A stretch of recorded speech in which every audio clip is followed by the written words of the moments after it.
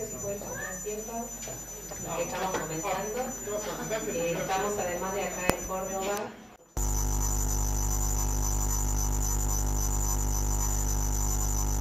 También en todo el país a través de YouTube. Así que bueno, muy contentos de estar acá a partir del comienzo de la presencialidad. Vamos a tener una jornada muy rica con speakers de todos lados, de Córdoba, de Buenos Aires, de Tucumán, del doctor Carlos, que está por llegar. Así que bueno, sin más, bienvenidos a todos y le paso a Paula para que vos también des tus palabras. Hola, buenos días. Bueno, muchas gracias por estar acá. Gracias a la gente de Buenos Aires que ha venido. La verdad que es muy rico el programa, así que espero que lo podamos aprovechar. Y bueno, vamos a comenzar con una charla de Trenfia, enfermedad psoriásica sin límites, con Luis Mazzuccolo y Enrique Soriano. Son los dos presentadores. Bueno, ahí vamos, Luis.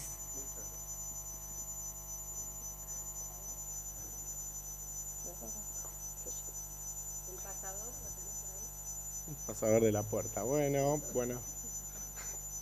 Buenos días. La última vez que vine a Córdoba fue para el Congreso Argentino, pero tampoco salí de ahí. Como que venís a Córdoba y venís al hotel, qué sé yo. Debe ser, es el nuevo turismo pandémico. Bueno, vamos a hablar con Enrique de Guselkumab.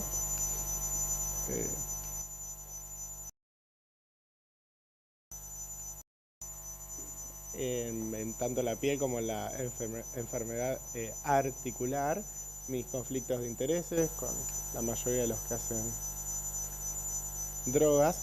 Bueno, cada vez que, siempre digo, ¿no? Cada vez que van apareciendo estas nuevas drogas es como más aburrido porque son eficaces, son seguras, no hay muchos warning, no hay mucho para decir y entonces uno te habla 20 minutos, media hora y tenés que buscar algún ángulo para entrarle y que la gente le preste atención porque no hay mucho para decir.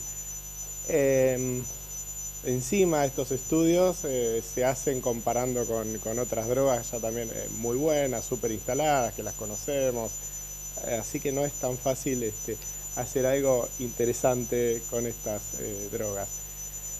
El Guselkumab inhibe el P19, está.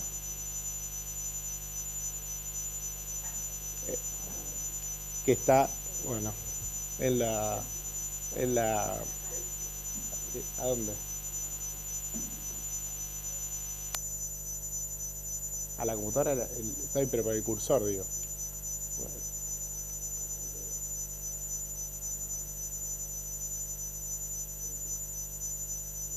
Sí, obvio. Bueno, les estaba diciendo que entonces al inhibir una de las dos proteínas de la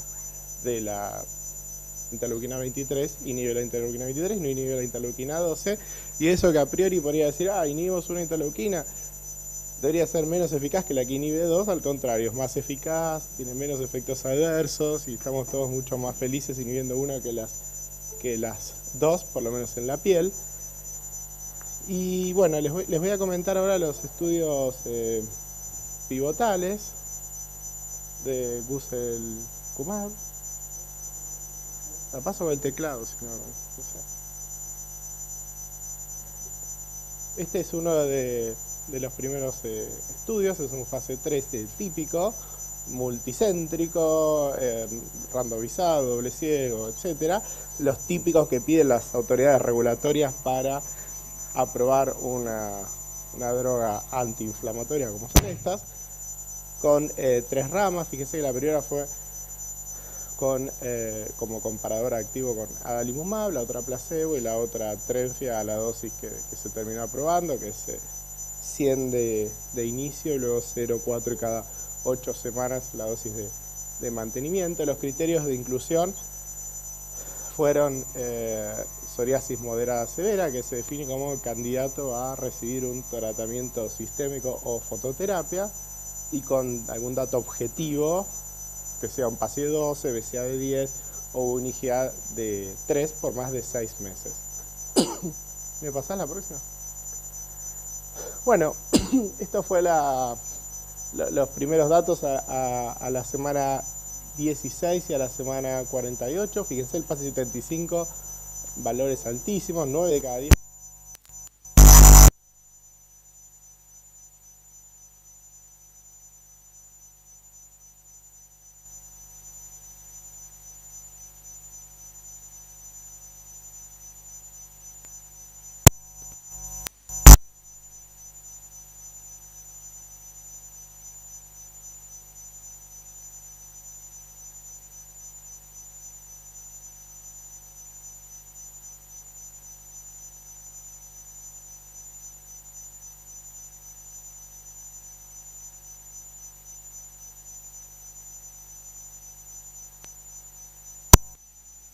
PASI 90 y la mayoría de los pacientes, más de la mitad, tenían PASI 100 a los 5 años de haber iniciado la droga, que esto son valores muy altos y estamos muy contentos con esta eficacia.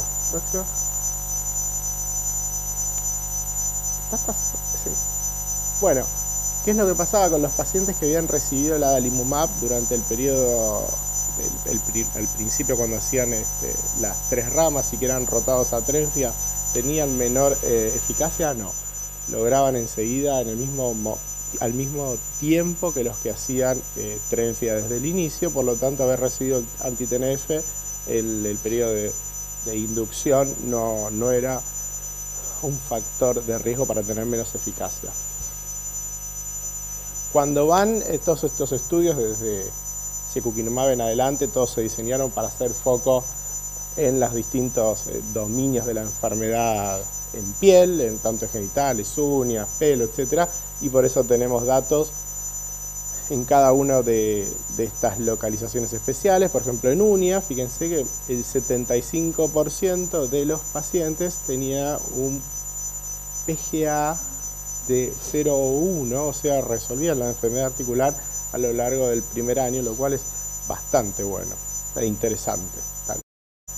En palmas y plantas pasaba lo mismo, 3/4 de los pacientes también resolvían la enfermedad palmo-plantar.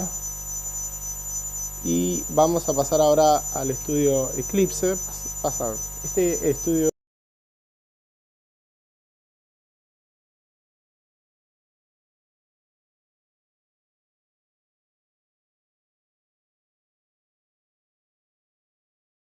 de inclusión por lo mismo, candidatos a fototerapia o a tratamiento sistémico. Hay una diferencia notable en la cantidad de inyecciones. Esto ahora, bueno, cambió porque Secu sacó las de 300 miligramos y son un poco menos de inyecciones. Y tenemos las curvas comparativas en cuanto a la eficacia. Fíjense la velocidad de acción. Entre la semana 8 y la 12 estaban todos arriba ya del 80%.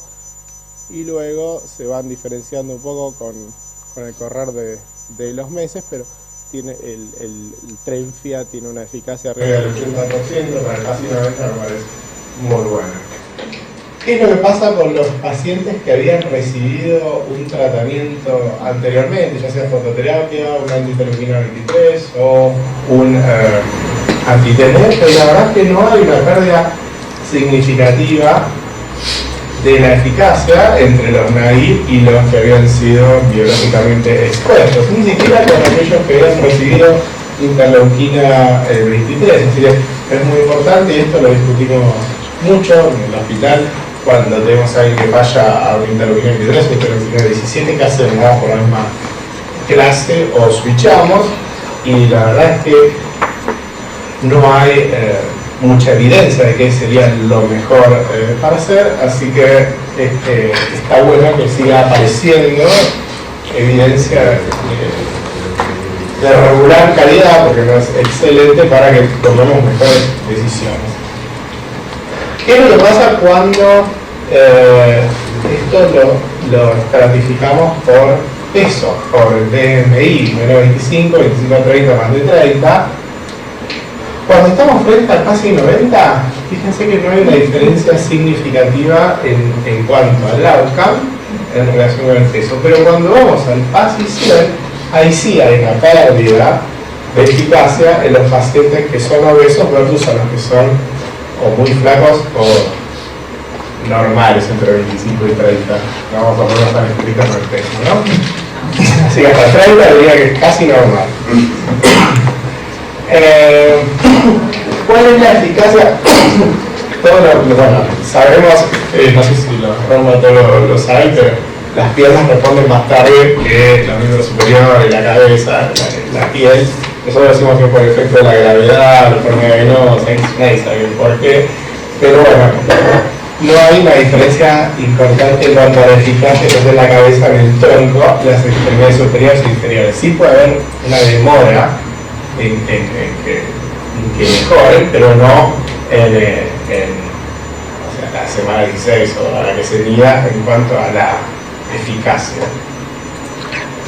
¿Qué pasa con la edad?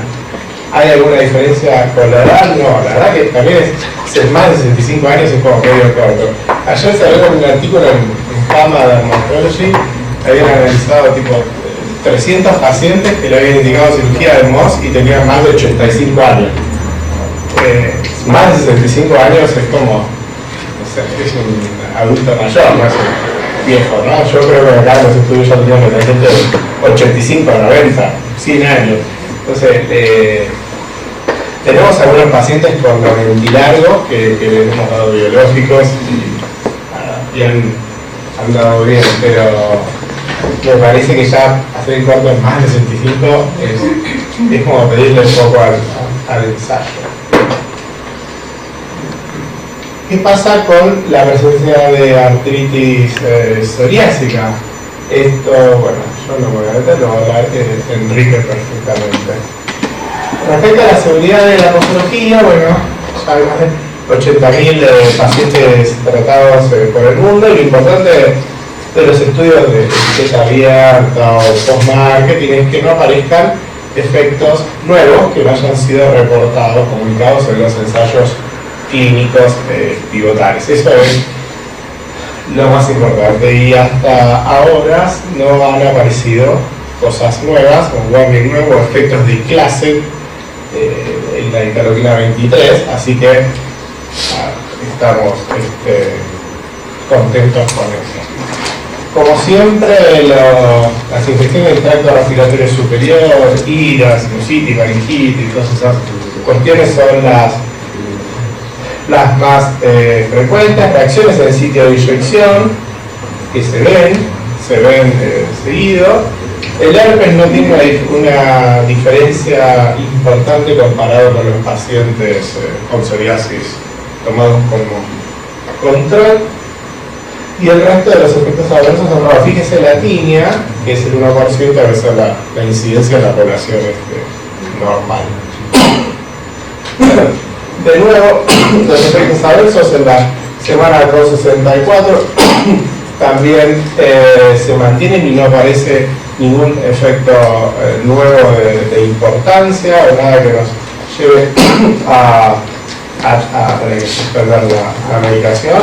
La principal causa de suspensión de esta medicación en el largo plazo es que haya pérdida de eficacia o problemas de adherencia, pero no un riesgo acumulado de tener cáncer o masas o más infecciones.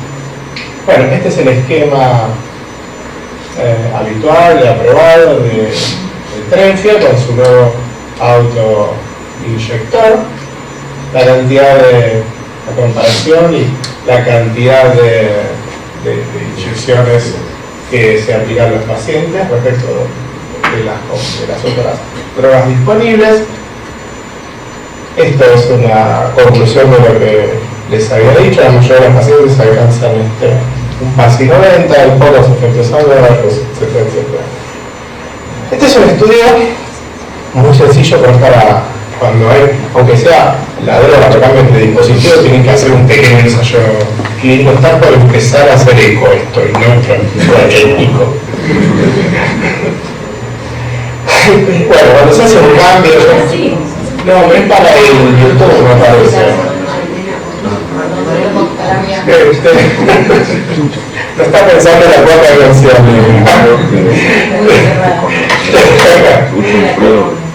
Muy llamillero. Yo desde el lunes puedo decir soy sencillo. Bueno, entonces cuando era algo un cambio, ya sea en los agregados, no me sale como el disolvente, lo que le agregaron la droga, no sé si tiene la formulación, o sea, se puede poner la ladera, entonces yo le un ensayo clínico chiquito, no con todas 10 personas, pero bueno, por eso es el estudio Orion, en el cual evaluaron la eficacia de este nuevo autoinyector y vieron que no había muchas diferencias, obviamente, entre los que recibieron esto y los que habían recibido el placebo. No hubo nada rescatable, obviamente. Los que tenían la droga activa tuvieron una eficacia mayor que los que tuvieron el placebo, es importante remarcarlo. Y los pacientes, hay algunos cuestionarios que están hechos para medir la aplicabilidad y la bonanza de un nuevo dispositivo de aplicación. Y bueno, les dio muy bien. Así que podemos decir que la droga en no tiene pocos efectos adversos y ahora tiene este nuevo autoinyector. Algunos pacientes prefieren esto y algunos pacientes prefieren la jeringa convencional. Bueno, nada, esto, como les dije, es aburrido hablar de esta droga, no hay mucho para decir, espero que Enrique levante el rating un poco y gracias.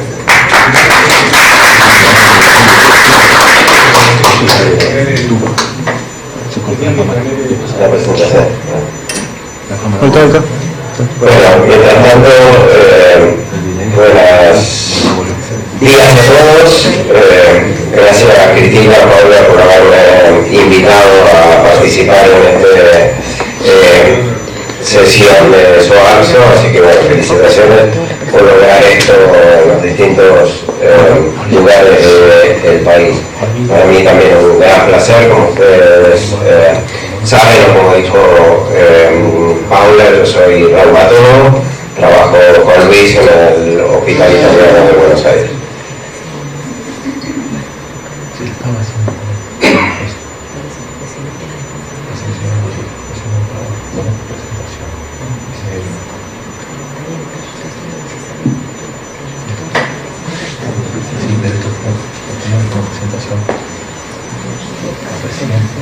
Bueno, esta es mi declaración de conflicto de intereses. Como decía Luis, también trabajo con casi todos los laboratorios que producen medicamentos para tratamiento de la artritis psoriásica. Como ustedes saben, este simposio en particular está auspiciado por JASA. Luis hablaba bien de el compromiso de piel y uña, pero bueno, todos sabemos que la artritis psoriásica se caracteriza por comprometer diferentes dominios.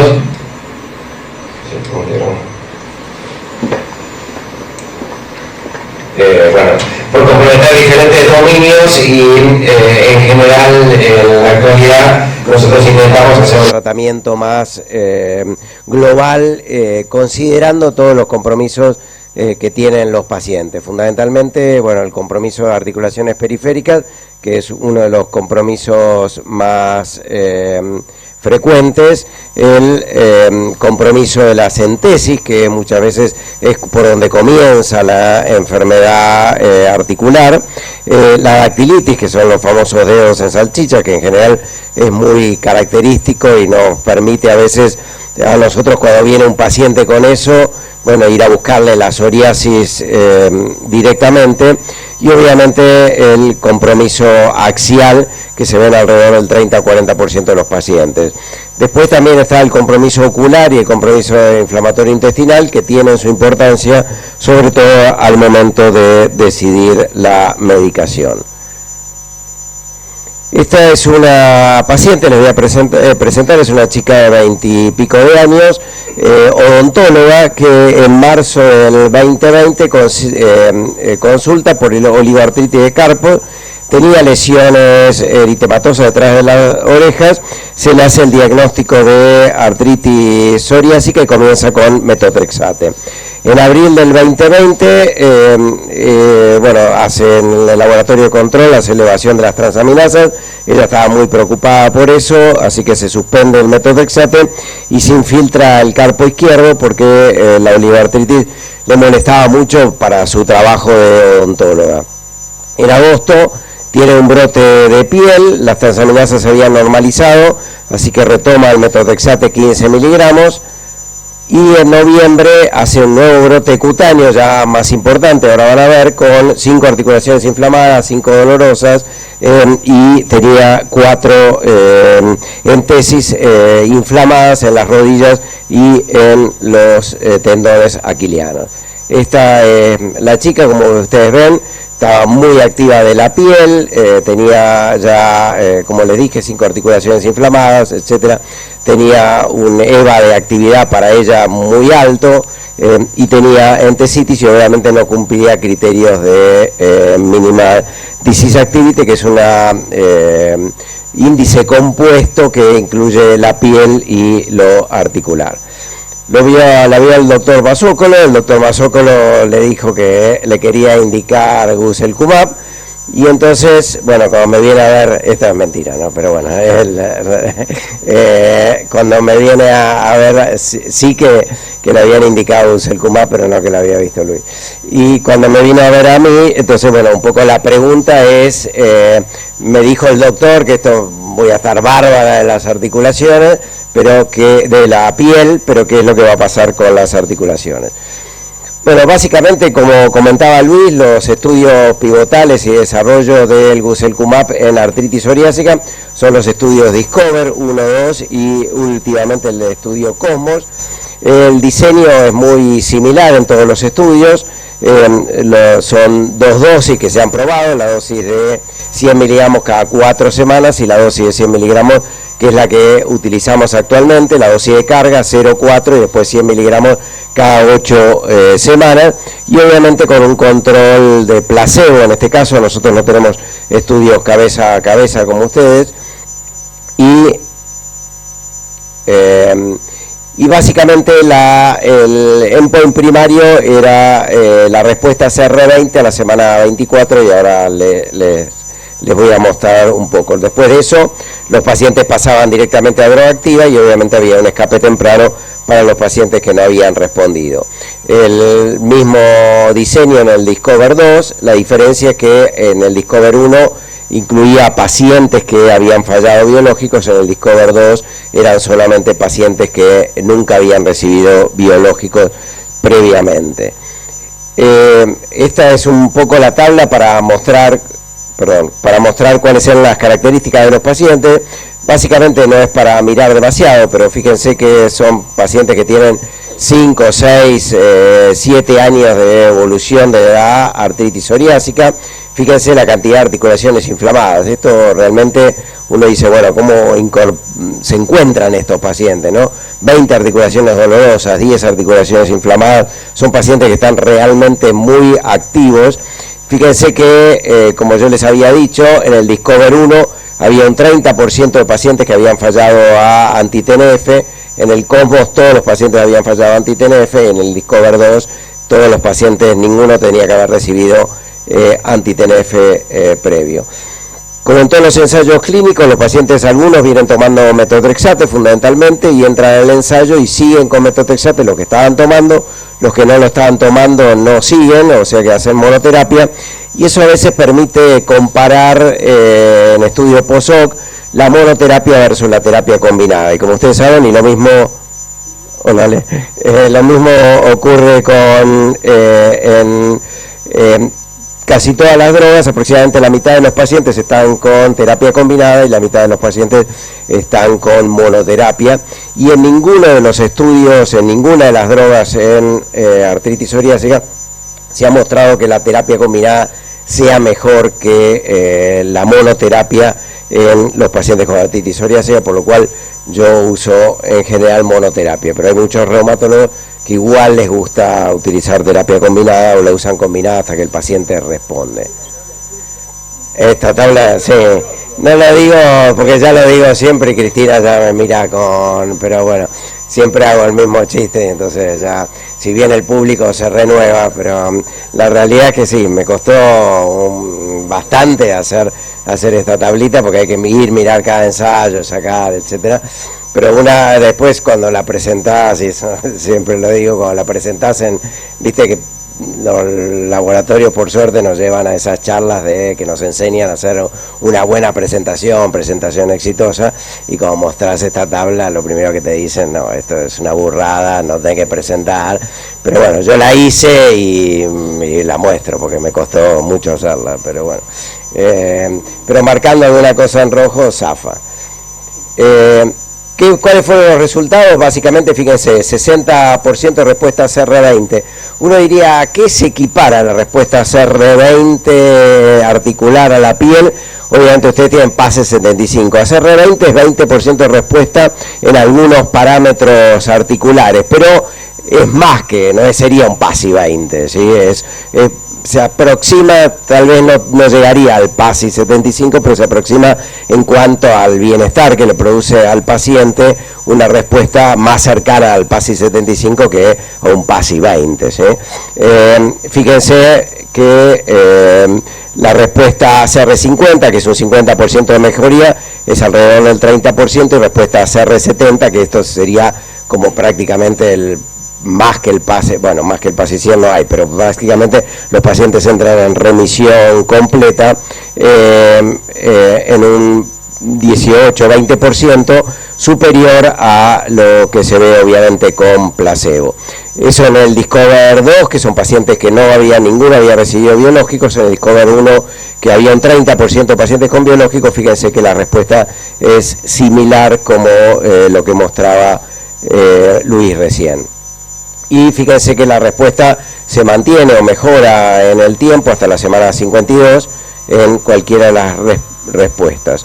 Esta chica, como les dije, tenía entesitis en 4 sitios, y entonces, bueno, la pregunta es si los tendones también van a mejorar, y esto es básicamente, nuevamente, esto es resolución completa de la entesitis, es decir, que pacientes que tenían entesitis, la entesitis desaparece, y eso se ve en alrededor del 50% de los pacientes, y lo mismo la dactilitis en alrededor del 60% de los pacientes, que esto es bastante importante. La dactilitis no es una cosa que responda demasiado bien a los tratamientos, de hecho, la entesitis no tienen indicación de drogas modificadoras, es decir, que si el paciente tiene mucha entesitis, nosotros no utilizaríamos metotrexate, que sí lo utilizamos en el paciente que tiene artritis periférica. Nuevamente, resolución completa de la entesitis, esto es combinado Discover 1 y 2, y obviamente, como mostraba Luis, los pacientes de placebo que después pasan a Guselkumab también tienen una muy buena respuesta, y fíjense, arriba del 70% al año de resolución, y lo mismo la dactilitis, fíjense, arriba del 80%. La dactilitis es como una combinación en el mismo dedo de artritis, inflamación de los tendones, edema de partes blandas, es algo que es realmente bastante molesto. Bueno, la piel no les voy a mostrar porque ya mostró muy bien Luis. Fíjense, respuestas similares. Nosotros a veces vemos, pero esto no ocurre, por arriba del 90% de PASI 75, 70% de PASI 90, etcétera. A veces en la piel de los pacientes con artritis psoriásica, en los ensayos clínicos de artritis psoriásica, la respuesta es algo menor de lo que se observa en los ensayos clínicos de psoriasis, y esto probablemente esté dado porque el PASI promedio de los ensayos clínicos de psoriasis es alrededor de 20, mientras que el PASI promedio de los pacientes que entran en los ensayos clínicos de artritis psoriásica es alrededor de 10, así que es más difícil bajar de 10 que de 20, ¿no? Fíjense, PASI 100, ¿sí? También de vuelta, una respuesta muy marcada, y lo mismo IGA 0. ¿Qué pasa con los que fallaban anti-TNF? Yo les había mostrado en el Discover 1 que un 30% de los pacientes respondían. Bueno, después se hizo el estudio de este Cosmos, en el cual todos los pacientes habían fallado un anti-TNF previo, y fíjense nuevamente la respuesta CR20 a la semana 24. En general, los ensayos clínicos de artritis psoriásica toman la respuesta entre la semana 16 y la semana 24. En general, nosotros esperamos por lo menos 24 semanas para que decir que un paciente no responde, y fíjense, más de la mitad de los pacientes, y cuando uno va hasta la semana 48, la gran mayoría de los pacientes completa el tratamiento. Lo mismo, resolución de la entesitis y de la dactilitis, fíjense, muy bueno, por arriba del 50%, en pacientes que habían fallado un anti-TNF previo, ¿sí? Es decir, que son pacientes que son más resistentes, y lo mismo la respuesta PASI, fíjense que acá sí las respuestas son un poco más bajas, a diferencia de lo que mostraba Luis en los estudios de psoriasis. ¿Qué ocurre con axial? Bueno, como ustedes saben, el compromiso axial en la artritis psoriásica es todo como un gran dilema. La mayoría de los estudios salen de lo que uno ha encontrado en espondilitis anquilosante, y hay pocos estudios propios del compromiso axial en artritis psoriásica. Lo que han hecho los estudios, como lo que se ha hecho en el estudio Discover, es de alguna manera tratar de identificar pacientes que además tenían dolor en la columna, tenían problemas en la columna, y analizarlos en forma separada, pero ha sido bastante complejo. Y fíjense que cada uno de estos estudios define el compromiso axial en una forma diferente. En este caso se requería confirmación por radiografía o por resonancia nuclear magnética, pero era leída en forma local. Uno dice, bueno, la lectura en forma local sirve, bueno, los estudios que se han hecho de comparar lectura con local con lectura central por expertos de la radiografía de sacroiliaca, da una concordancia del 50%, ¿sí? Con lo cual, bueno, uno podría discutir si realmente estos pacientes tienen sacroiliitis o no, pero básicamente fíjense que la respuesta es buena. Estos son distintos índices que miden la respuesta del compromiso axial, BASDAI, ASDAS, etcétera, mostrando eficacia de guselkumab en el compromiso axial de la artritis psoriásica. ¿Y por qué esto es importante? Porque, bueno, como ustedes saben, el ensayo clínico con risankizumab en espondilitis anquilosante falló. Entonces existe como el concepto de que los inhibidores de interleuquina 23 no servirían para el compromiso axial. Sin embargo, bueno, en base un poco a este estudio, y ahora está corriendo un ensayo clínico que se llama estudio STAR, en el cual se está comparando guselkumab versus placebo en pacientes con compromiso axial de artritis psoriásica bien establecida por resonancia, lectura central, etcétera.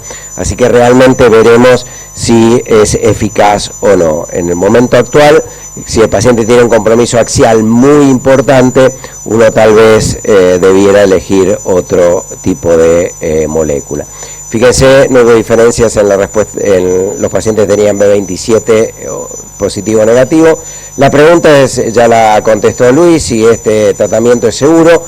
Digamos, una cosa interesante de los inhibidores de interleuquina 23, que ya había pasado con 1223, es que no ha surgido un evento adverso propio de la molécula. Como ustedes saben, cuando uno hablaba, bueno, los anti-TNF, bueno, uno asocia, bueno, tuberculosis se ha asociado con los anti-TNF. Cuando uno dice, bueno, inhibidor de interleuquina 17, bueno, la candidiasis se ha asociado, los inhibidores de JAK, el herpes zóster. Bueno, con los inhibidores de interleuquina 23 no ha aparecido algo característico. Obviamente la discontinuación es muy baja, infecciones serias, fíjense, muy baja, tuberculosis activa no existe, a pesar de que a todos nos recomiendan hacerle PPD, hacerle, si la PPD es positiva, hay que hacerle tratamiento de profilaxis, pero bueno, esa es la recomendación de los laboratorios. Para mí no tiene demasiado sentido, pero bueno, todos lo hacemos y hay que hacerlo. No se ve tuberculosis en estos pacientes, y como decía Luis, sobre todo un poco de infecciones de la vía aérea superior es lo único que se ha visto. Hay elevación de las transaminasas, pero en un porcentaje importante, en un porcentaje muy bajo de los pacientes.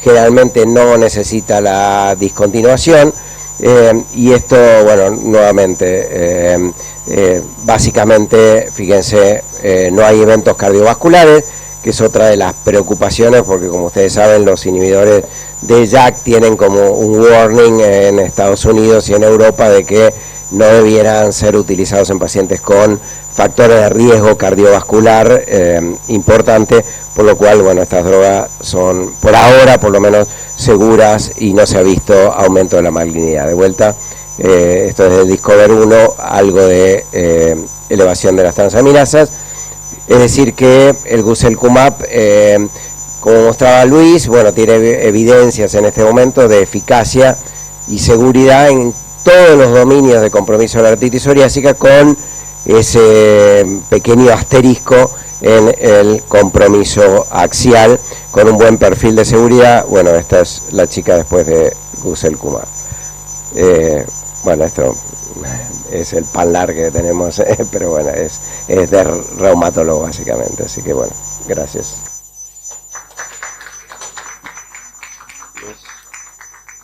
No sé si hay preguntas o... ¿Hay lugar para preguntas?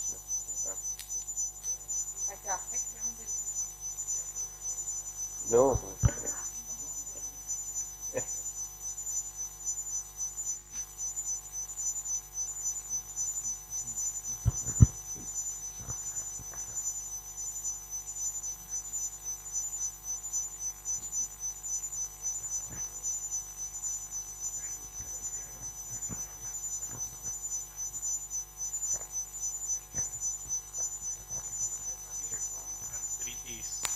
Periférica. En ese momento le habían hecho, en el hospital le habían hecho una ecografía y una radiografía de tórax. Viene exactamente un año después, con molestias un poco más intensas. Y la pregunta es muy estúpida, pero un año después, ¿le pedís otra radiografía? Obviamente le pedí una ecografía, pero digo, ¿está bien pedir una radiografía al año? ¿Es mucho, es poco? ¿No vas a ver nada distinto?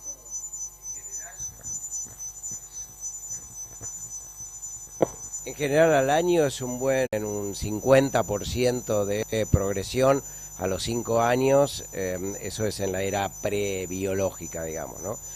Así que uno diría, bueno, ¿me va a cambiar el tratamiento si tiene progresión radiográfica? Bueno, algo tal vez sí.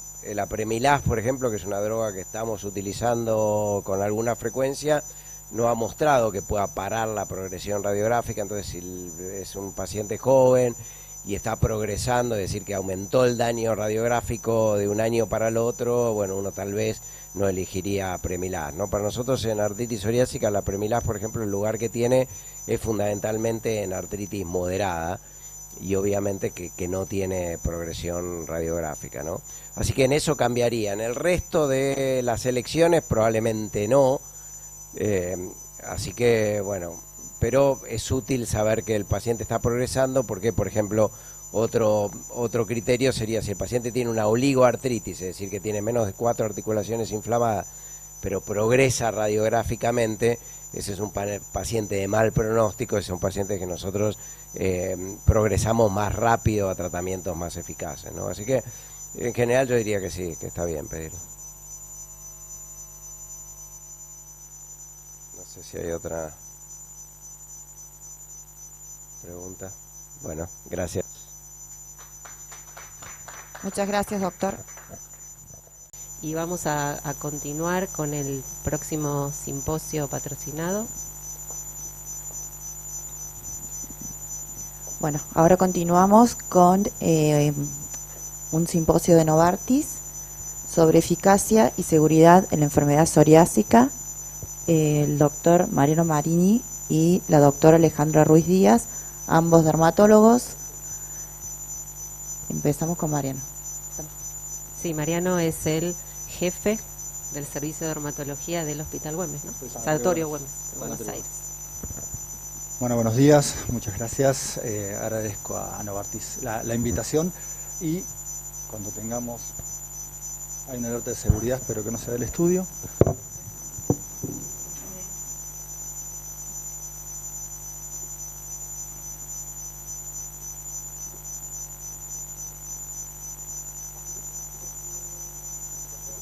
Soy yo. Genero eso. Es lo que genero. Igual no es fácil hablar de algo reumatológico después que hable el doctor Soriano, así que si se lo pueden llevar sería mejor un ratito, 20 minutitos. Ya estaríamos, ¿eh?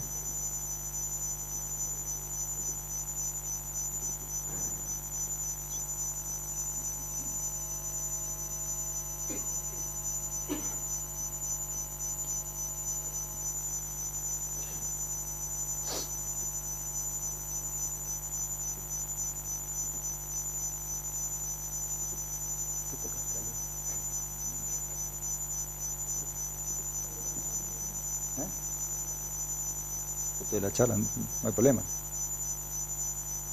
Y eso es todo, gracias. Excelente.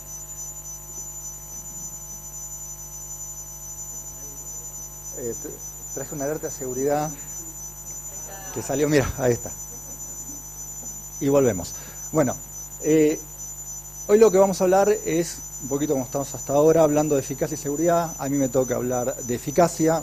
No me voy a centrar solamente en la piel, vamos a irnos un poco más, vamos a abarcar al paciente de manera general, por eso cuando llego a la parte articular se lo llevan a Soriano afuera y soy más feliz. Estos son mis conflictos de interés como speaker, como investigador. A modo de resumen, esto no vamos a hablar, es recordar que la psoriasis es una enfermedad sistémica, inflamatoria, progresiva, que afecta más allá de la piel. Todos conocemos las manifestaciones visibles de la piel, las estuvimos viendo hasta ahora. Conocemos que hay, lo acaba de decir el doctor Soriano, manifestaciones invisibles que son progresivas y deformantes, y además de las comorbilidades. Y hay que entender que esta es una enfermedad que afecta la calidad de vida de nuestros pacientes. Vamos a hablar en esta charlita de eficacia en rapidez, eficacia sostenida en el tiempo, en zonas problemáticas, previniendo afectaciones articulares a futuro, inclusive los síntomas axiales. Vamos a mejorar la calidad de vida y vamos a dar la eficacia en un entorno de vida real. Esto solo para mostrar que en estos 5 años Novartis viene haciendo un montón de estudios que no solo evalúa seguridad y eficacia, sino la sustentabilidad a más de 5 años. Vamos a empezar, vamos a ver la eficacia. ¿Por qué decimos que es rápido? Porque todos los estudios demuestran que en promedio la rapidez empieza a actuar entre la semana, a mí me anduvo a mí, en la semana, entre la tercera y la cuarta semana ya empieza a ser efectivo, llegando a la semana 16 teniendo un pico máximo de efectividad y manteniéndose en el tiempo. ¿Cómo vamos a ver esto en nuestro consultorio, en nuestro día a día, en los pacientes? Un paciente con una psoriasis severa que tiene un gran compromiso, brazos, tronco, también tenía piernas, que a las 3 semanas, literalmente 3 semanas, vemos como el paciente en este caso solo quedan máculas residuales, eritematosas, mejoró su prurito, mejoró su calidad de vida y él está muy conforme. Vamos a ver algunos otros. Un paciente con una psoriasis muy severa, este paciente le doy secukinumab naive, me costó mucho, recién había salido secu a la calle, explicarle al auditor médico por qué quiero una antiterleuquina 17 y no pasar por un anti-TNF, tiene un antecedente de enolista, entonces yo quería una respuesta rápida, demostrar al paciente que podía ayudarlo sin que recaiga en su adicción. A las 3 semanas que vemos máculas residuales, obviamente la pierna continúa eritematosa, estamos hablando dosis de inicio. Decime, ¿estoy bien para la foto ahí? Listo. Otro paciente, placas bien infiltradas, costrosas, que a las 3 semanas presenta una franca mejoría. Obviamente todavía tiene su psoriasis activa, estamos hablando dosis de inicio, estamos hablando en las primeras semanas de tratamiento. Vamos a pasar a lo que es a largo plazo, esta efectividad que estamos viendo a largo plazo. Vamos a ver que el 100% de las respuestas PASIS alcanzadas al año se mantuvieron hasta el 5º año. Y no solo vamos a ver esto en eficacia y en seguridad, lo que vamos a ver es que justamente, como estamos viendo, no se vio ninguna señal de efecto adverso nuevo, de un SAE a tener en cuenta. Y Nada, para que sepamos, hoy actualmente hay más de 700.000 pacientes en tratamientos con Cosentyx y con secukinumab. ¿Qué nos permite todo esto? Que nuestros pacientes se vean mejor, que es lo que también uno busca, ¿no? Más allá de mejorarle todo, el paciente viene y quiere verse bien, quiere dejar de ver esas placas en su piel, sentirse más cómodo. Mi paciente, el que le mostré el severo, era un paciente que era alcoholista porque le daba vergüenza su psoriasis, vamos a ver después las manos, y van a entender un poco por qué, y tomaba para poder salir. Básicamente se desinhibía tomando. ¿Cómo es que se logra esta efectividad a largo plazo? Porque básicamente el século lo que tiene es una baja tasa de inmunogenicidad. ¿Y esto se da por qué? Porque se vio que durante los 5 años se detectaron menos del 1% de anticuerpos antidroga. Entonces esto demuestra que ese 1%, por más que esté y hayan sido anticuerpos neutralizantes, no se asoció a pérdida de eficacia de la droga. Vamos a ver entonces un poco a largo plazo. Mi paciente que les mostré, severo, el que les estaba contando, a las 3 semanas al año. Al año el paciente está sin manifestación, sumamente contento, es una persona que ha dejado de tomar, que creyó en mí, confió en mí y logramos un vínculo tal que hoy tiene una vida lo que para él es normal. Otro paciente, el que vimos anteriormente, el de la cintura, vemos los codos, podía pulir la pared de la casa con ese codo si quería, vemos a las 3 semanas y vemos a los 2 años. Máculas residuales, obviamente, tal vez una hiperkeratosis residual en las áreas donde más infiltrados estaban las placas. Y vamos a pasar a lo que son áreas de difícil tratamiento. Sabemos que tenemos uñas, cuero cabelludo, regiones palmoplantares, como recién mostraron tanto Luis como Enrique. Y vamos a ver, aclaro que todas las fotos son todos pacientes míos. Si bien vemos que esta afectación unguial no es tanto, a mi paciente le complicaba, le molestaba. Hablando con él, encontramos el diagnóstico de psoriasis unguial, empezamos tratamiento con secukinumab y vemos que, si bien los estudios dicen que a la semana 16 tiene un 45% de mejoría y a los 2,5 años un 73%, yo ya a las 16 semanas tengo una mejoría plena de la uña. O sea, no voy a esperar 2 años, porque seguramente va a estar impecable tal cual está a las 16 semanas. Entonces, es bueno leer los estudios, es bueno interpretar los estudios, pero entender que en la vida real, que es lo que a mí más me gusta, yo hago estudios de investigación, pero también hago estudios de vida real, es diferente, porque tenemos pacientes que no son los pacientes de los estudios y que responden mejor, peor. Por suerte, estos han mejorado satisfactoriamente y mejor de lo que lo demuestra un estudio de investigación. Bueno, acá si estuviese Enrique vería afectación articular, dactilitis con afectación unguial, y vemos a los 6 meses de tratamiento, obviamente persiste mejoría en cuanto a la inflamación de las articulaciones, pero hay una mejoría a nivel unguial. Este es mi paciente, el que siempre digo mi paciente estrella, cuando viene a verme, a las 3 semanas, obviamente no voy a pretender ver en 3 semanas una mejoría de las uñas radicales, pero al año, fíjense que solo le queda en la porción distal muy poca afectación unguial. Vamos a ver en cuero cabelludo. En cuero cabelludo, lo que demostraron los estudios es que a las 12 semanas mejora un 53% y a las 24 semanas un 59%. En mi paciente fue muy parecido, o sea, en el esquema, tanto así que este es otro paciente que tengo, que ahí ven todo el cuero cabelludo tomado, un poquito por fuera la implantación del pelo, pero todo. A las 3 semanas ya no se nota nada y a los 2 años, nada, ese mismo paciente de los codos y de la cintura. Con respecto a palmoplantar, todo un tema, porque realmente las respuestas son muy variadas, es muy difícil de un tratamiento palmoplantar efectivo. Sabemos que es un área que complica, como el paciente de la doctora que demostró que trabajaba con esto. O sea, tenemos que actuar rápidamente y lo mejor posible. Lo que vimos es que en los estudios muestran que un 40% de los pacientes mejoran en la semana 16 y un 60% lo hacen a los 2,2, a los 2,5 años. Mi paciente, en verdad, vamos a ver, esta es una paciente mujer que tiene afectación palmoplantar y a los 6 meses de tratamiento las manos están impecables, los pies todavía nos queda algo en la periferia, pero con una mejoría. Acá no podía pisar, no podía caminar, sentía mucho dolor y obviamente le hemos cambiado la calidad de vida. Yo justo estaba esperando que el doctor Soriano no vuelva para esta parte, pero bueno, ahí lo veo al fondo, así que perdón por lo que vaya a decir. Es importante tener en cuenta como dermatólogos la artritis psoriásica. Yo, al igual que Luis, que lo hace con Enrique, yo lo hago con Jimena Gómez, una reumatóloga, hacemos el consultorio de artropatía psoriásica en el sanatorio y he aprendido bastante junto a la gente de reumatología.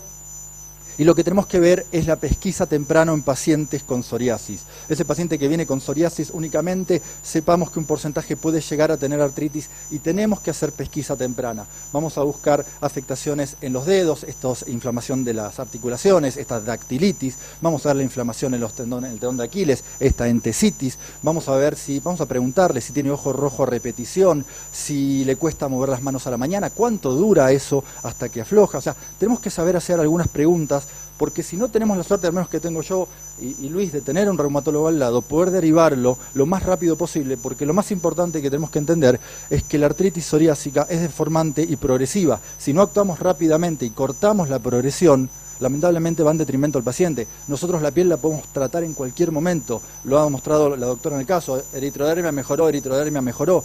O sea, una deformación articular no vuelve para atrás. Entonces tenemos que ser conscientes y actuar de la manera más rápida. ¿Y qué es lo que demostró el SECU en estos estudios?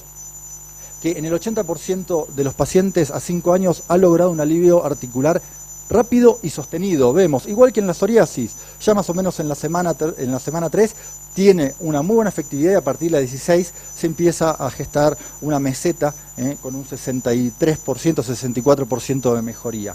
Básicamente, no solo tenemos que quedar con la parte periférica, sino preguntarle a la parte axial, intentar que el paciente se ate los zapatos, movilizar el cuello hacia los laterales, ver si tiene o no tiene la extensión y la flexión necesaria. Reumato tiene 500 scores para esto, gracias a Dios tengo una reumatóloga porque no podría hacerlos. Entonces, ¿qué demostró Cosentyx? Un rápido alivio de los síntomas axiales, fíjense, en la semana 12 llegando a un 63% de mejoría. Entonces, esto es importantísimo, actuamos sobre las articulaciones, pero lo que dijo el doctor Soriano, ¿qué pasa con el tema de los daños a futuro? O sea, de intentar cortar la progresión. Vamos a ver que en un 90% de los pacientes se inhibió la progresión de la afectación articular. Con respecto a lo que es dactilitis y entesitis, también tiene una rápida y completa resolución de la dactilitis. Vemos que es muy rápida, en la semana 16 ya empieza a tener una meseta, llegando a un 87% para la dactilitis y un 78% la entesitis. ¿Qué logramos con esto? Que nuestro paciente se mueva mejor. Logramos que se vea mejor y logramos que se mueva mejor. Entonces estamos abarcando al paciente de manera general y no solamente focalizándonos en la piel. Esto es algo que a mí me encanta. Cuando yo hago estudios de investigación, mucho de lo que es calidad de vida también, que es lo que uno apunta, ¿no? Fíjense que el SECU mantiene la mejoría de calidad de vida en el paciente desde el primer año hasta el quinto. ¿Y cómo lo vemos esto en el consultorio? Lo vamos a ver de esta manera. Primera consulta, despeinado, cara seria, adusta, diciendo, ok, vamos a ver qué pasa con esto. A las 3 semanas, bueno, se afeitó, ya es un logro. Todavía tiene un esbozo de algo, pero nada. Al año, barba prolija, una sonrisa, bien peinado. Esto es mejorar la calidad de vida de un paciente. Vamos, Luis, que vas para esto, ¿eh? ¿Qué es lo importante? Comenzar de manera temprana un tratamiento. Vamos a ver que el SECU ha demostrado una gran eficacia si lo hacemos de manera naive, o sea, sin tratamientos previos. Pierde un poco de eficacia con tratamientos previos, pero lo que tenemos que lograr es la eficacia de nuestro paciente, buscar la mejoría de nuestros pacientes. Esto se ve en otros estudios de vida real, en los cuales demuestra cómo es un PASI 90 y un PASI 100 de SECU, y vemos que sin tratamiento es muy bueno, con tratamiento sistémico previo convencional baja un poquito, y con tratamientos biológicos previos, o sea, multifalla, pierde un poco de efectividad, pero sigue siendo muy efectiva. Estamos hablando de un PASI 90 de un 55%. Esto ya me lo spoileó Luisito, así que nada, para mostrarles, que ahí lo tienen si lo quieren ver, es el autoinyector nuevo de 300 miligramos, única inyección, con lo cual ha cambiado el esquema terapéutico. Ahora es una aplicación por semana en la dosis de inicio y luego se mantiene con una inyección mensual.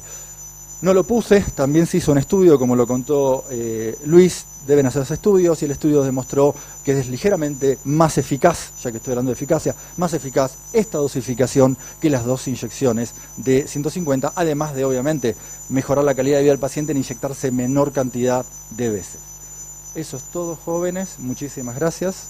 Ahora las dejo con Alejandra, local, una médica local.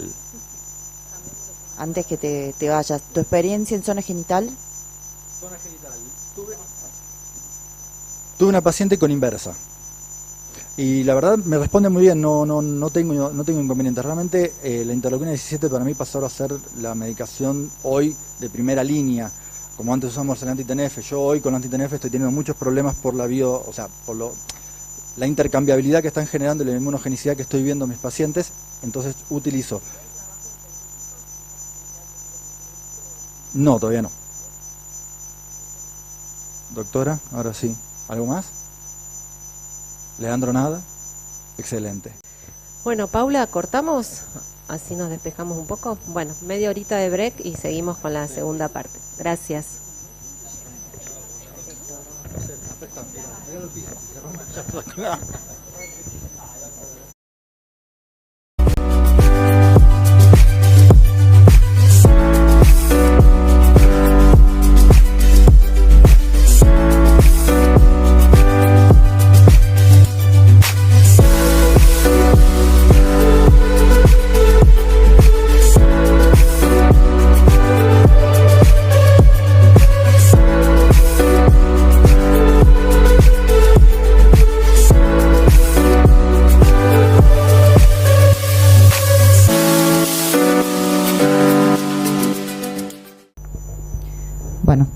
Continuamos con la jornada. El doctor Marcelo Audicio, acá presentado, nos va a hablar de ultrasonografía musculoesquelética, alcances y utilidades para el dermatólogo.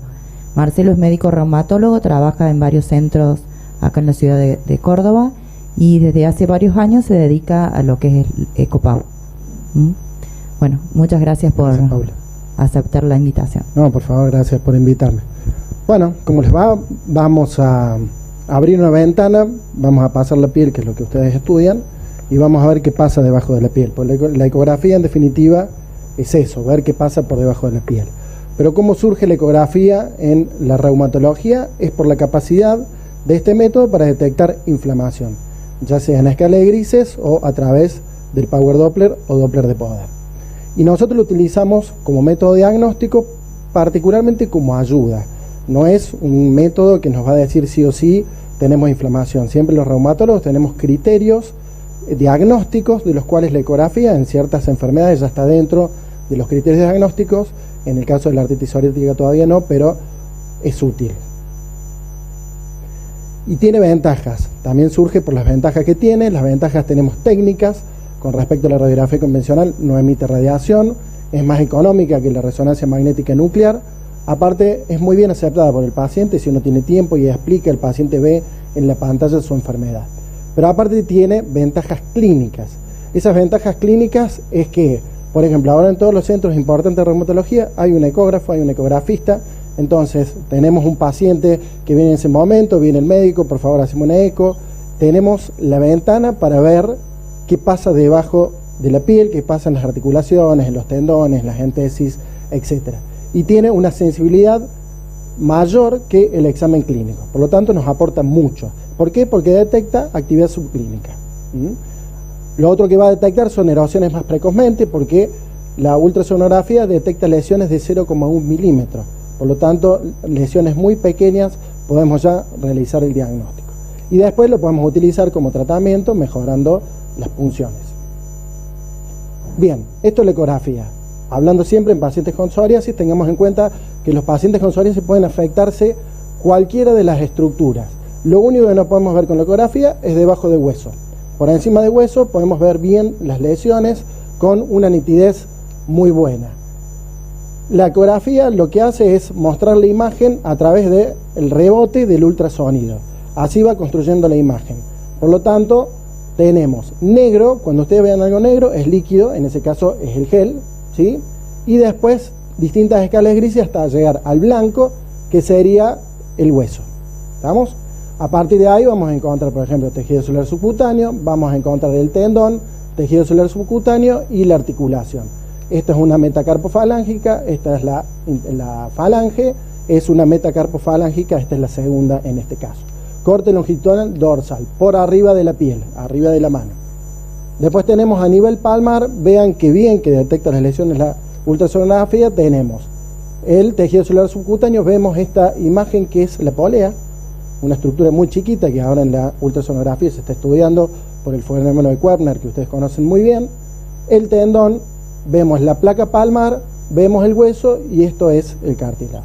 Por lo tanto, logramos una buena fidelidad para detectar las lesiones. Esto obviamente es una ecografía normal y todo tiene que ser correlacionado con el plano ortogonal, que sería el transversal. Este es longitudinal y este es transversal.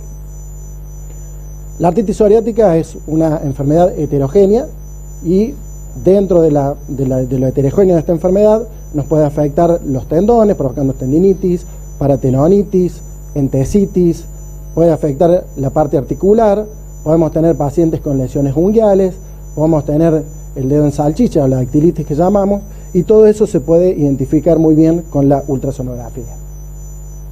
Y como dije en principio, la ultrasonografía surge por la detección de inflamación. Entonces, en el tema de la artritis psoriática vamos a detectar inflamación en la sinovial, en el tendón, en los ligamentos, en las entesis, y vamos a identificar el edema, que también es una forma de inflamación.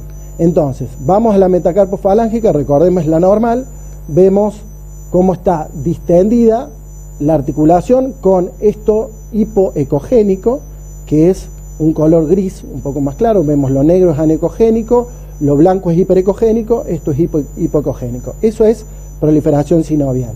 Y lo anecogénico dentro de la articulación es líquido. A eso le llamamos sinovitis. Cuando encontramos Doppler de poder positivo, que son estos puntos rojos en las articulaciones o en los tendones, hablamos de actividad ya de activa, de algo activo. ¿Estamos? El Doppler lo que va a detectar es movimiento.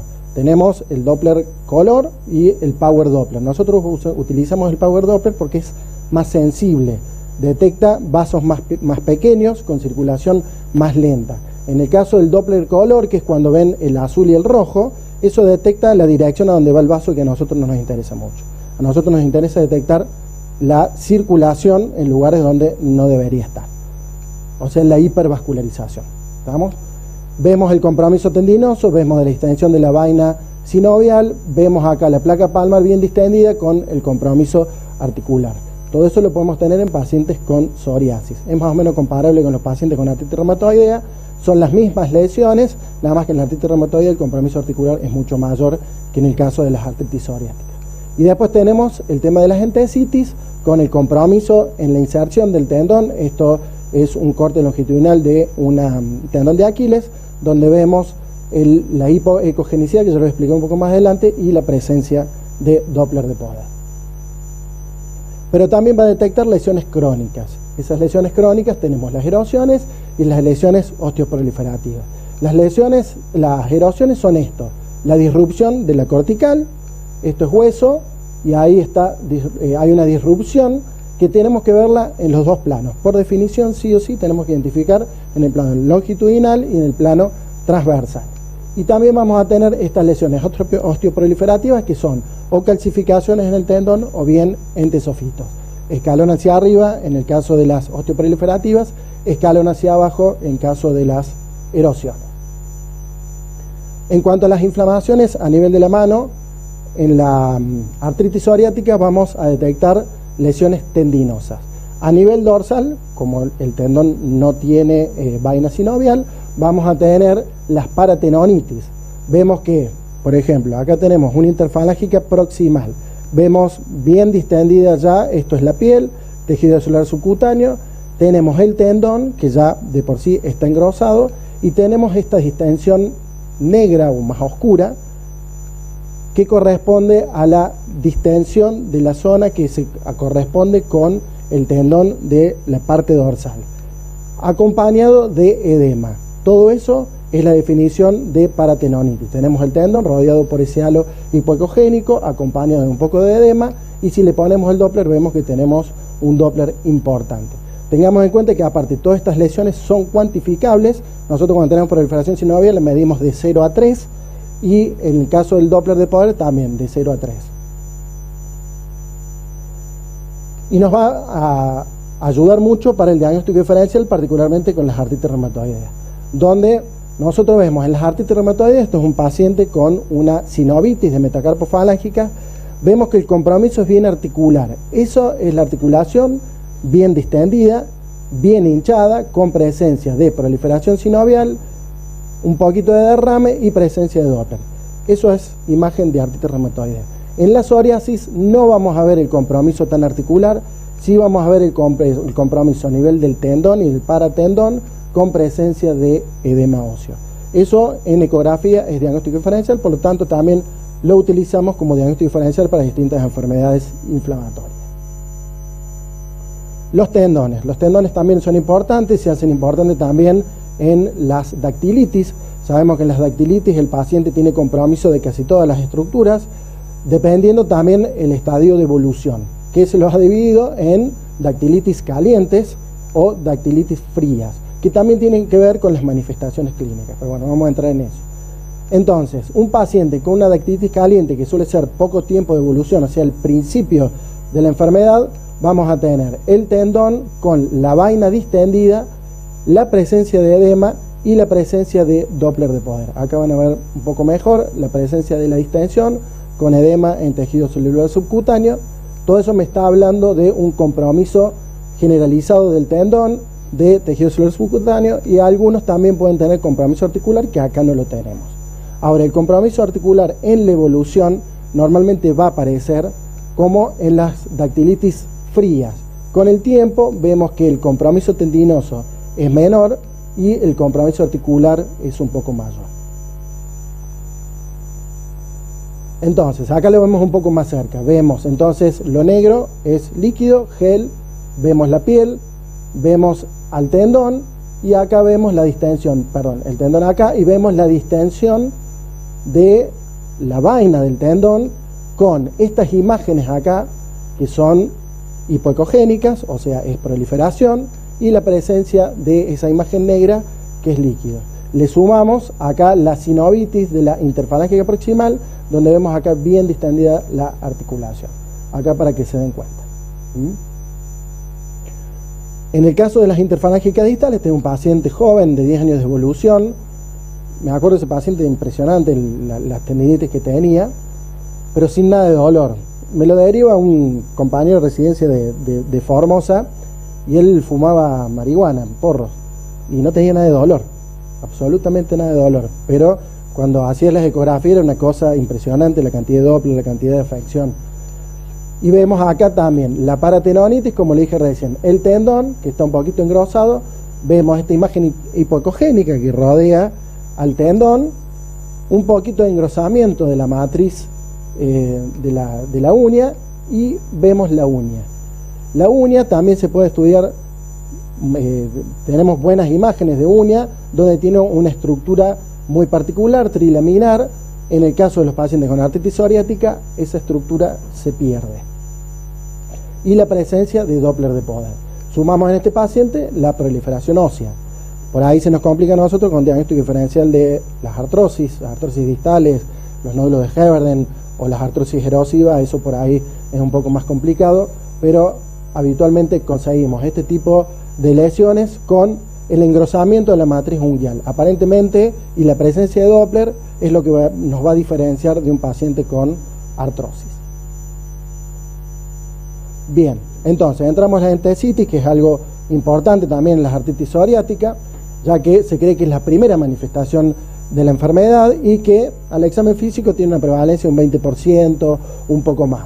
Ahora, cuando utilizamos los métodos diagnósticos como la ultrasonografía o la resonancia magnética nuclear, estas armas lo que nos dan es un compromiso subclínico. O sea, tenemos más sensibilidad para detectar el compromiso entésico, inclusive en los asintomáticos. Por eso me refiero a las entesitis subclínicas.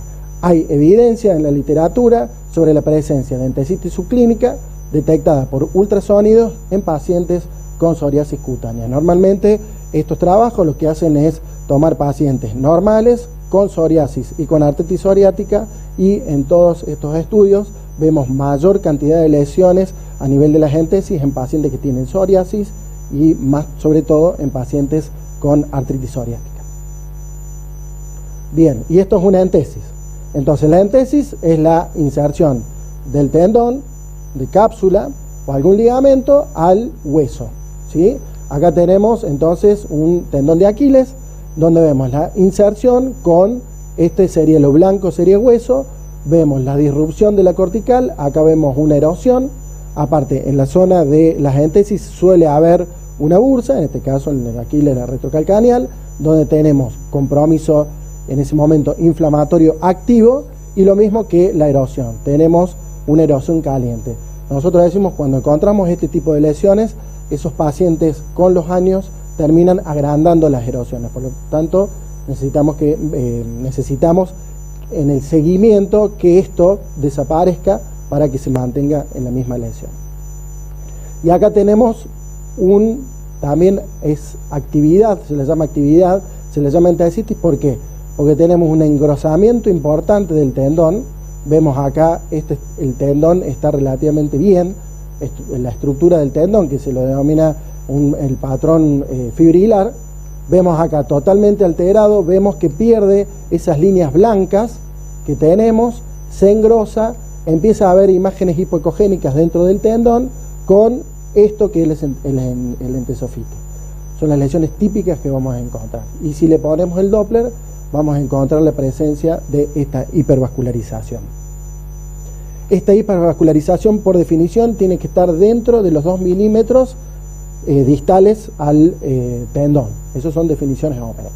Si están un poco más distales de 2 milímetros, habría que buscar otra causa, de una tendinitis por otra causa. Y acá tenemos otra erosión caliente que la denominamos nosotros. Bien, en las entesitis, cuando ustedes derivan a un imagenólogo, por ahí le piden rodilla y le va a hacer rodilla. Por ahí somos 4 reumatólogos lo que hacemos ahí con Córdoba, le vamos a hacer alguno de estos score. Nosotros trabajamos con el MASEI, pero tenemos 5 tipos de score, donde todos van a estudiar la parte de la rodilla y la parte del calcaneal, digamos, del tendón de Aquiles y de la fascia plantar. En el caso de la rodilla, vamos a estudiar la entesis del cuádriceps y del patelar proximal y distal. Después hay otros scores que suman el codo a nivel del epicóndilo lateral o bien del tríceps. El que usamos nosotros es el MASEI, que utiliza todas estas estructuras, y en el caso del codo utilizamos el tendón del tríceps. Pero aparte también suma la presencia de Doppler, que otros scores no lo tienen. Aparte, últimamente han salido publicados también scores compuestos, donde no solamente están las entesis, sino también estudian también articulaciones y también estudian tendones. En general, todavía esto es muy de estudio, se usan protocolos, en el consultorio lleva mucho tiempo, en realidad, entonces es más difícil realizar este tipo de score compuestos. Por ahora seguimos con el score que el MASEI, que es el que le va a hacer a alguno de los reumatólogos que haga eco en Córdoba. Entonces, ¿por qué surge la necesidad de imágenes en este tipo de enfermedad? Porque el diagnóstico clínico de la entesitis se basa en el dolor del paciente, ya sea la presión o el dolor que nos relata. Por ahí el examen físico no es tan específico cuando apretamos ahí la entesis.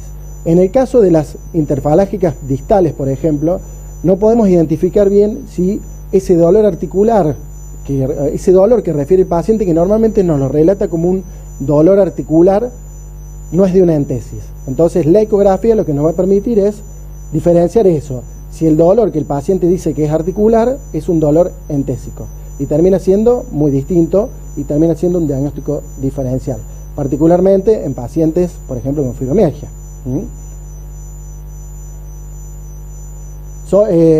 El tema de la uña. Bueno, sabemos que es muy importante el tema de la uña porque los pacientes tienen 3 veces más riesgo de evolucionar, los pacientes con psoriasis y compromiso ungual tienen 3 veces más posibilidades de evolucionar a una artritis psoriática, y sabemos que este compromiso unguial puede derivar de la interfalángica distal o bien de la inserción del tendón extensor a nivel dorsal o bien de los ligamentos que tiene esa articulación. O sea, a partir de una sinovitis o una entesitis empieza el compromiso unguial. Por lo tanto, se puede detectar de manera subclínica una entesitis a ese nivel, y inclusive antes de que haya sintomatología. Podemos tener un paciente con un compromiso unguial, hacer la articulación, por ahí sin sintomatología, y encontrar algunas lesiones entésicas o algunas lesiones articulares. Se ha visto en los estudios que los pacientes con psoriasis y lesiones unguiales tienen mayor score entesopático en el estudio de ultrasonido, cuando se hace un estudio inclusive de la mano y del resto de las articulaciones, depende el score que realiza. Y la explicación es esta. A ver, tenemos entonces de vuelta gel, tenemos piel, tenemos el tejido celular subcutáneo, acá tenemos el tendón. Se puede decir que hay un halo, puede haber una pequeña paratendonitis, está en duda, pero este sería el lugar más importante, la matriz unguial. Es clave esa zona, todavía está en estudio, todavía no es nada certero, pero aparentemente en los pacientes que tienen algún entesitis o algún compromiso por artritis psoriática, hay un engrosamiento de esta matriz con un aumento de la presencia de Doppler, con una hipervascularización. Estas proliferaciones óseas tranquilamente puede ser una artrosis. Por lo tanto, hay que tener mucho cuidado en diferenciarlas y en no sobrediagnosticar, porque uno puede llegar a eso. Y lo otro es el tema de la matriz unguial. Habitualmente suele estar comprometida cuando tenemos, de la placa de la uña. Cuando tenemos la matriz unguial comprometida, suele haber compromiso de la placa unguial. Entonces, vemos una estructura trilaminar de la uña, vemos una imagen hiperecogénica superior, una imagen hiperecogénica inferior con una línea central que es hipoecogénica. Cuando empiezan a engrosarse esas capas, tanto superior como inferior, empieza a disminuir esa estructura trilaminar y empezamos a ver las alteraciones características. Como vemos acá, tenemos todo muy cerca. Vemos el tendón que se inserta a este nivel, vemos la lámina superficial que llega muy cerca, vemos los ligamentos colaterales, vemos el tendón flexor, vemos como una conexión bastante densa en una zona bastante conflictiva y que puede ser una zona de comienzo de la artritis psoriática. Bien, voy a terminar con un caso clínico para más o menos ilustrar lo que hemos visto. Esta es una paciente derivada por el servicio de dermatología con diagnóstico presuntivo de acroesclerosis. La paciente presenta en uñas, primer y cuarto dedo de mano derecha y primer, tercer y cuarto dedo de mano izquierda, hiperkeratosis, unicolisis, eritema en pulpejo acompañado de impotencia funcional de 6 meses de evolución. Valorada en diferentes oportunidades por el servicio de dermatología, la trataron con fluconazol por 4 meses sin respuesta. Por lo tanto, creen que tiene una acroesclerosis, entonces la derivan al servicio nuestro. Estoy hablando del Hospital Nacional de Clínica, en el servicio de reumatología. Nosotros, el paciente relata unas atralgias inflamatorias y no relata artritis. Ella ya venía con biopsia de piel, donde tenemos leve hiperkeratosis, acantosis marcada con papilomatosis, uniones de redes de cresta, moderada espongiosis. En la dermis muestra marcado edema, vasos dilatados, congestivos por sectores, extravasación eritrocitaria y moderado infiltrado inflamatorio y difuso con migración transepitelial y distritos celulares. Patrón espongiótico y vasculopático. Yo no capto mucho ese diagnóstico definitivo, ustedes seguramente mejor que yo. Y acá tenemos la foto de la paciente. Vemos el compromiso unguial en la primera y en la cuarta. Tenemos también engrosado una dactilitis a nivel distal de estas articulaciones comprometidas. Y vemos la primera, la tercera y la cuarta también comprometidas. Hay un dedo bastante salchicha, o sea que también el paciente algo de dactilitis tenía. Por el examen físico no logramos ver artritis. Vemos esa imagen pustulosa en el primer dedo de la mano izquierda y vemos estas lesiones eritematosas, descamativas y tumefacción de partes blandas, como les fui relatando recién. Siempre se le pide radiografía, 6 meses de evolución. Normalmente la radiografía en este nivel no es muy útil. ¿Por qué? Porque la radiografía me va a detectar lesiones crónicas.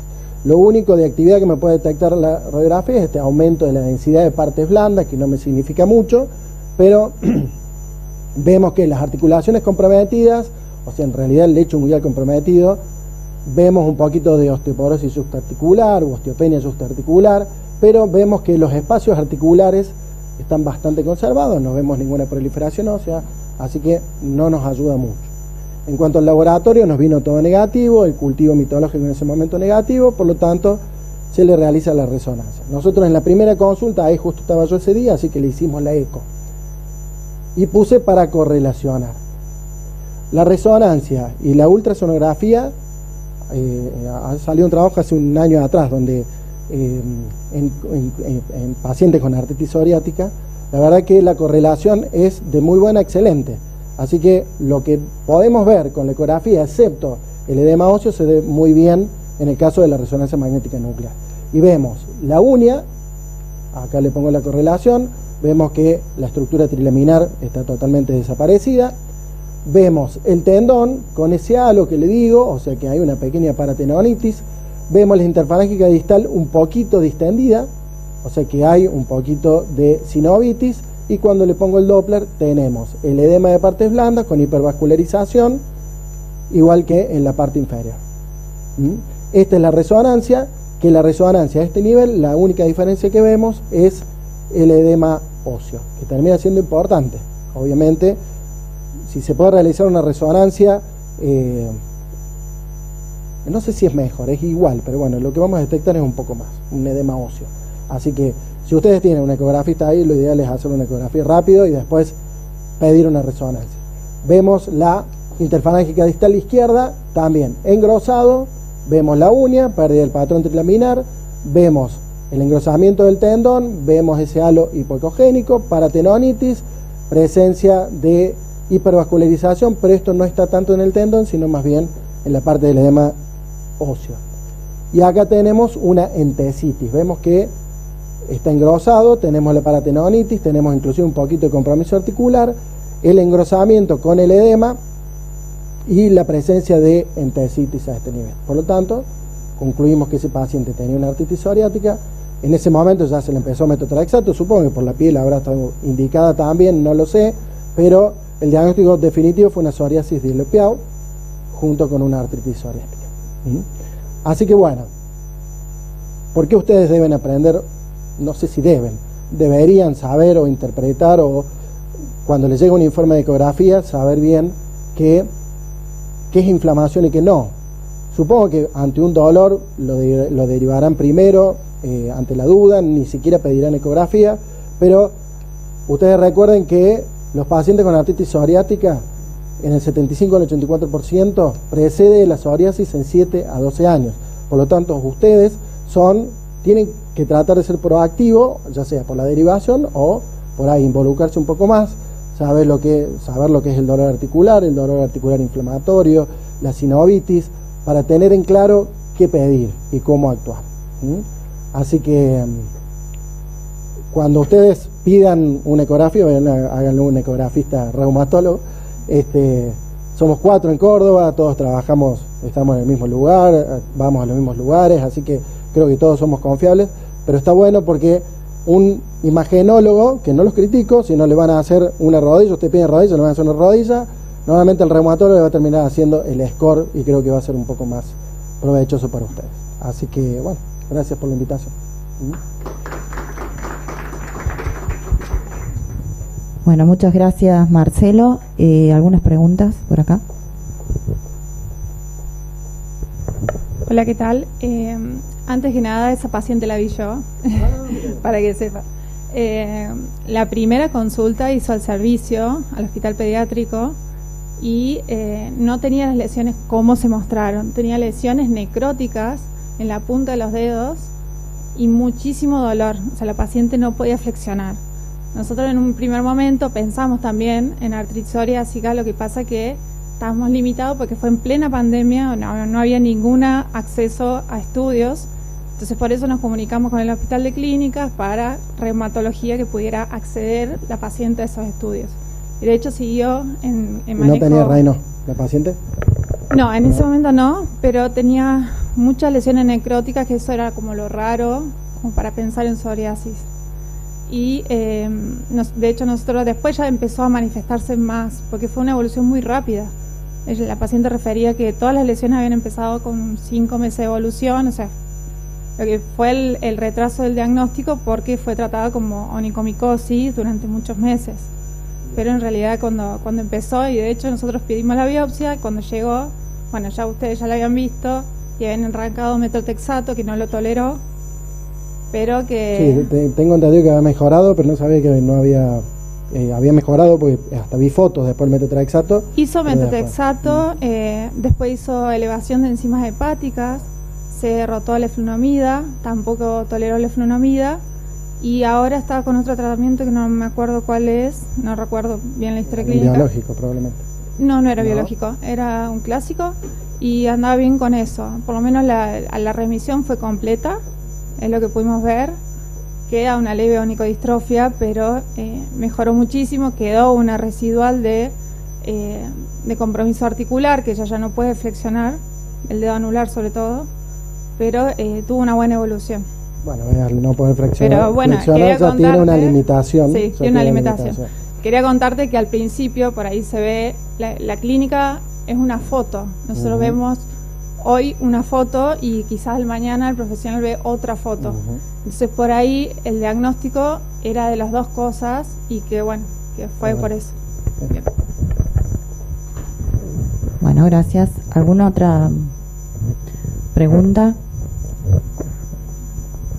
Tengo como un montón. Bueno, gracias primero.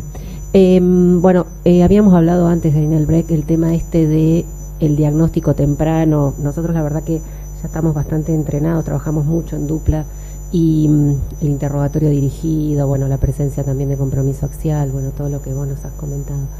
Entonces, la pregunta que yo tengo es, vos bien dijiste ahí que las entesis pueden ser muchas veces la afectación subclínica. ¿Tu recomendación es paciente con psoriasis documentada y demás? ¿Es conveniente que independientemente de la sintomatología tenga una evolución de las entesis por Power Doppler?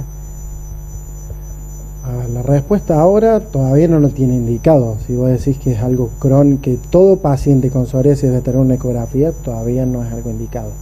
Eso lo estamos haciendo en centros de investigación, estamos viendo que encontramos mayor cantidad de lesiones, mayor cantidad de compromiso subclínico, que eso lleva por ahí a diagnosticar antes de tiempo un paciente con artritis psoriática. Si yo tuviera un paciente con una psoriasis importante, con un PASI alto, con algo de dolor articular, probablemente lo pediría siempre a ese tipo de pacientes. Ahora, un paciente con un PASI bajo, con un compromiso dérmico leve, que no tiene dolores, supongo que no lo pediría. La afectación unguial también.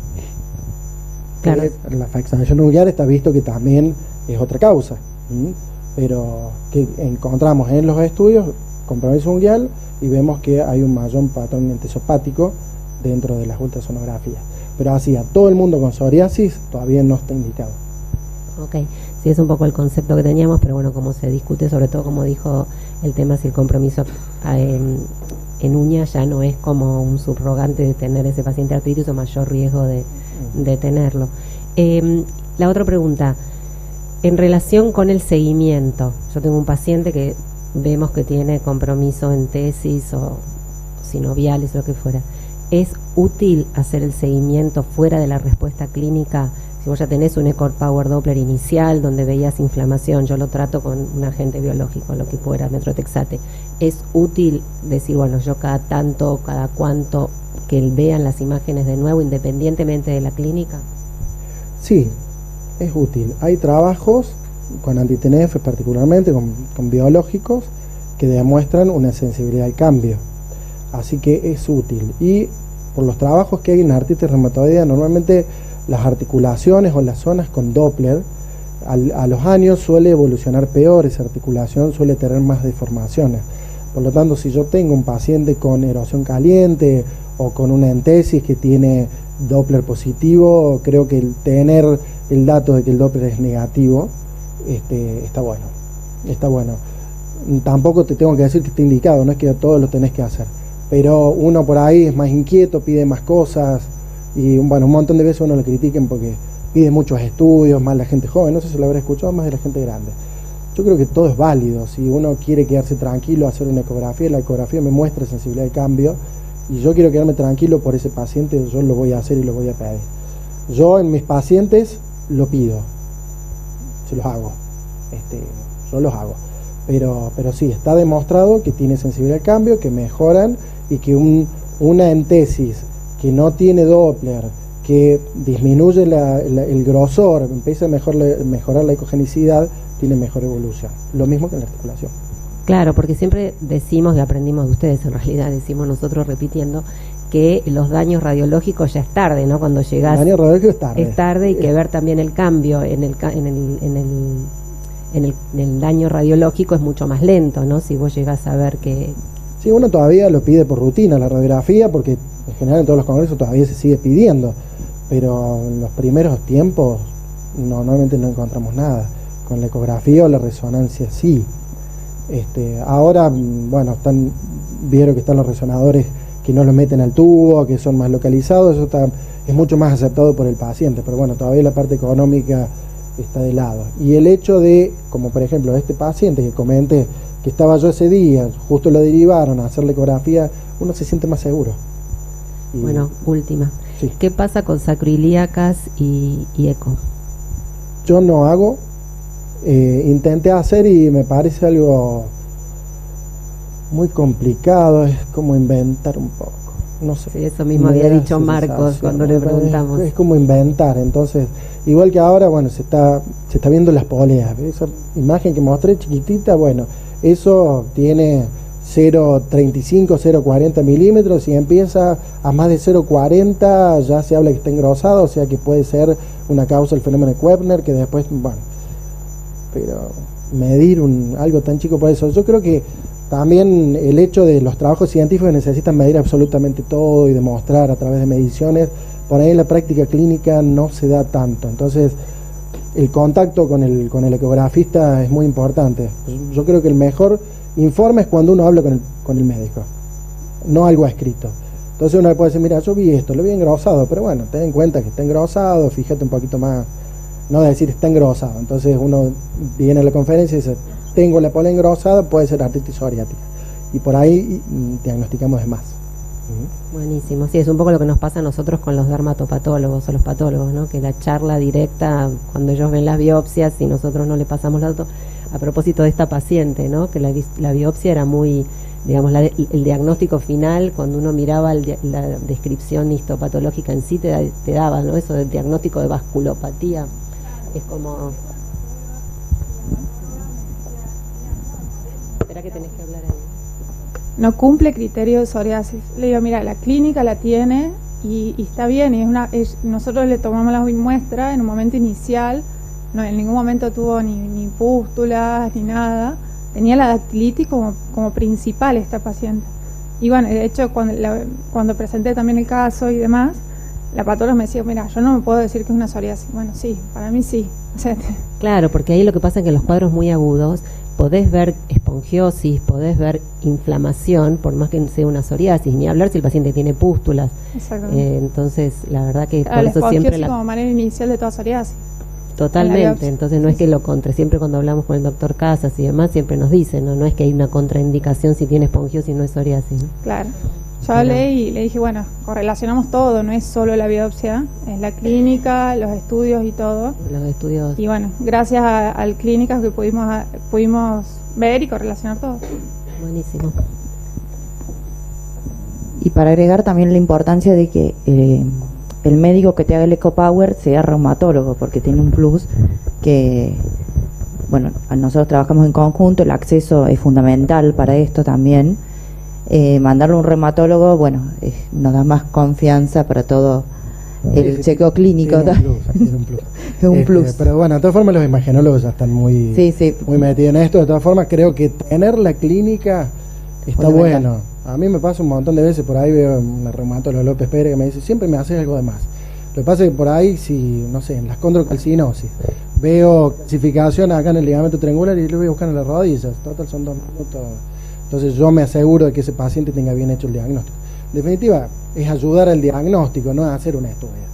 Entonces creo que esa es la concepción que tenemos Y bueno, y también lo importante de la ecografía es lo negativo, ¿no? O sea, si yo mando a un paciente y no tiene nada de inflamación, bueno, también lo negativo es importante.